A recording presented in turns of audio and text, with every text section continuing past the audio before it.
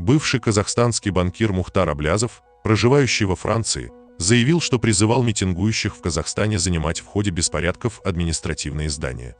Аблязов сообщил, что протесты в Казахстане координировал организационный штаб в Киеве. «Мы призывали занимать административные здания. Не захватывать. В русском языке есть слово «постучаться». Занимать — это заполнять собой», — заявил он.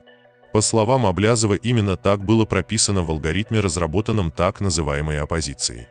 При этом речь, как уверяет Аблязов, не шла о погромах и захватах. Он обвинил в организации стрельбы и мародерства провокаторов. Аблязов утверждает, что иностранцев на протестах не было. Президент Касым-Жомарт Токаев заявил, что в агрессии против страны участвовали иностранные боевики, в том числе из Афганистана и из Ближнего Востока. По данным властей Казахстана, в ходе беспорядков повреждено более 50 гособъектов и 1300 объектов бизнеса. Мэрия Алматы сожжена. Были атакованы больницы, стационары и другие объекты здравоохранения. Аблязов уже много лет проживает за рубежом.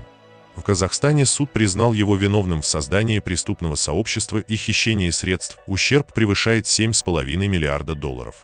Возглавляемое Аблязовым незарегистрированное движение «Демократический выбор Казахстана» признано в стране экстремистской организацией.